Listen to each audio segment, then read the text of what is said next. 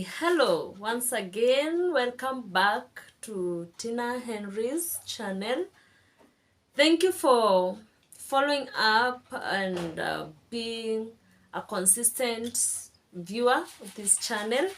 And perhaps if you've not been a consistent viewer, I invite you now to subscribe, to click the notification bell so that you know when I upload a new video and we grow together. Remember, we are looking forward to 1,000 subscribers within the shortest time possible. And it's possible when you and I work together.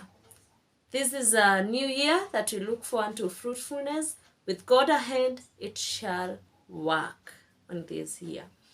Welcome to this series I have been doing on infatuation, lust, crush, and love. I did the first part on infatuation. I did the second one on lust, and now this is the third part on crush. I want us to understand what is the meaning of crush. And as I began with saying in part one, is that these the three terminologies, infatuation, lust, and crush, are actually related very closely. There's a very slight and a very thin line between each one of them or amongst them. The only one that stands out, as we shall see, is love. So in this third part, we are looking at the crush. And we've said that we trust God that we are able to grow socially in a way that we can handle relationships and healthy relationships that can propel us to the next level of our lives without destroying us necessarily. There are people that have been destroyed by relationships, and when relationships actually are not handled well, and especially with regard to sexuality rather, they become destructive emotionally, psychologically, economically, in so many different ways. And what we're looking at right now are some of those things that have a huge impact on our relationships when we are starting, how we sustain them, and where they end to. This is very important knowledge. So perhaps you're watching it in a relationship. This one is this series can help us to gauge where we stand in those relationships. If you're there, you're single, this series is going to help us to prepare to get into healthy and to manage healthy relationships. Perhaps you're married. This one is very important for married people because the married people are not immune to the temptations that come, especially with regard to our emotions. We have emotions that can sometimes fall into the trap. And so this series is also good for us. So even as we look at it, don't put yourself aside. Just do a soul search in a way that you're able even to help others in the future with the same information. That is, after it has worked for yourself. So what is a crush? And in the dictionary meaning of a definition of a crush, there's the mention of the word infatuation. The dictionary says that a crush is an infatuation with somebody one is not dating. This person, you're not dating them. They're not your girlfriend. They're not your boyfriend. They're not your wife. They're not your husband.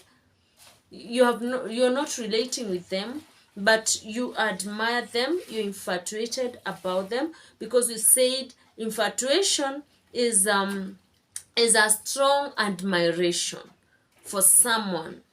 So in crush, you have this strong admiration, but not for the person you're in a relationship with. In infatuation, it is someone you're actually looking forward to relating with, or you're already relating with them. You're infatuated towards them, or with them rather. In crush, this person, you're not in a relationship with them, but you admire them strongly.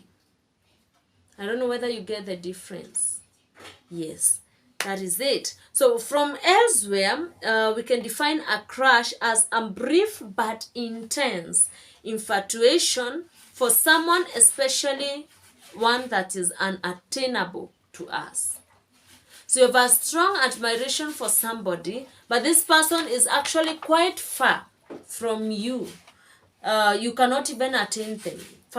For instance, we can have a young unmarried man strongly admiring a married woman, and perhaps even the woman is not aware about it. Are they the people we call secret admirers? Perhaps it can be synonymous to a crush. It can be a celebrity.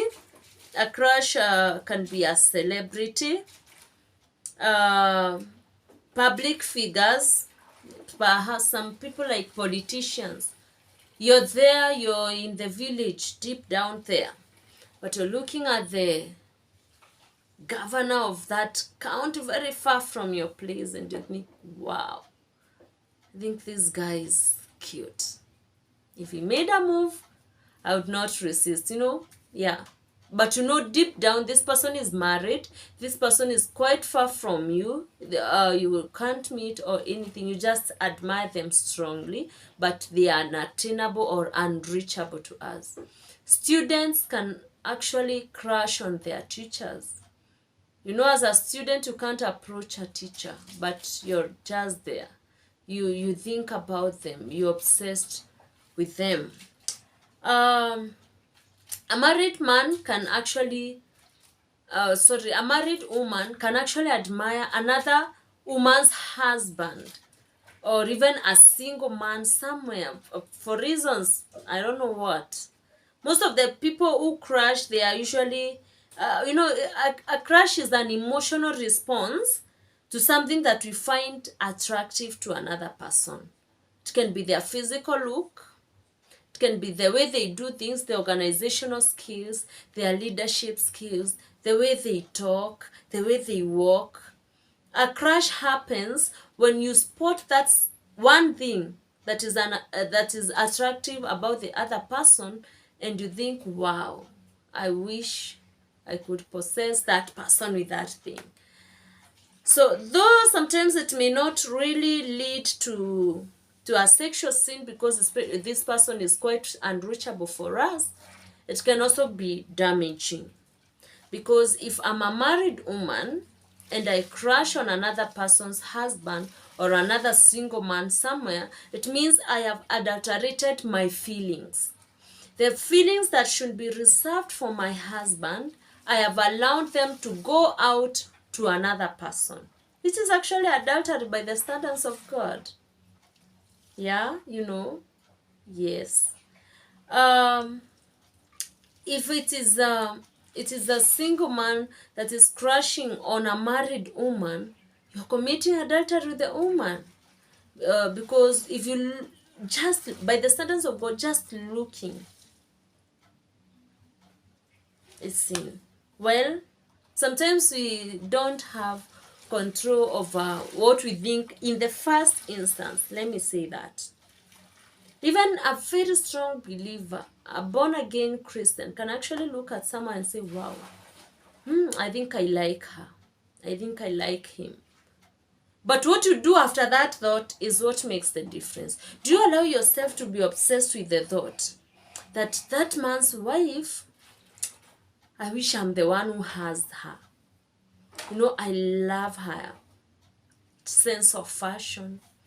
I love her unique taste for clothes or shoes or for hairstyles. Just something attractive in the person. And then you obsess yourself with that thought. That becomes harmful. But that first instance of, wow, he's handsome. He's a good leader. I would love such a man, perhaps in the future if I am single. That first thought sometimes just steals in and we have no control over it. But if we allow ourselves to get obsessed with it, then it becomes something else. It can actually grow into lust, into infatuation, into other things. And some people have made effort. I've seen it even on social media. People paying a cost to meet someone they have actually been admiring for some time, and even offering themselves freely to that person for sexual whatever. Sometimes back, I think I was in high school or was it in campus, where a celebrity came to Kenya. A not sorry, a singer, a musician, a celebrity, well renowned around the world, came to Kenya, and I didn't see it. I think I must have been in high school because I didn't even watch it. I didn't see it anywhere on social media, but I heard rumors that girls really misbehaved. They would literally go crazy trying to reach that person and offering themselves to that guy.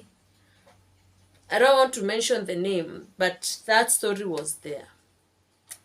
You see, that is obsession now. What obsession brings about. When you crush on someone, when you have that strong admiration for someone who is unreachable, the moment you've been obsessed with that thought, and then it happens that this person now gets closer to you in some way, I don't know, in some way, those feelings that you've been nurturing within you now blow out of proportion, and you can actually find yourself doing some very unacceptable, unreasonable things. That's the danger of these things. So, to wrap it up, I might say that lust, crush, and infatuation are harmful, are not innocent feelings, rather. They can lead to harm, as we have seen. And the only thing that can sustain healthy relationships, guarding our hearts and the hearts of those other person, is this last thing that we are going to look at. And please check out for the last part of this series on love. I know I have done it in 4 parts, very short ones. None has gone beyond 15 minutes, I believe so. The reason is for efficiency in watching. Someone might design, let me watch this part now, I'll watch this one later, as opposed to a very long video that can take a lot of your time, and then you're not able to trace where you left lastly. This one you can just watch one part in a sitting, then schedule the next one in a next sitting, which is very convenient for watching. Thank you for staying here.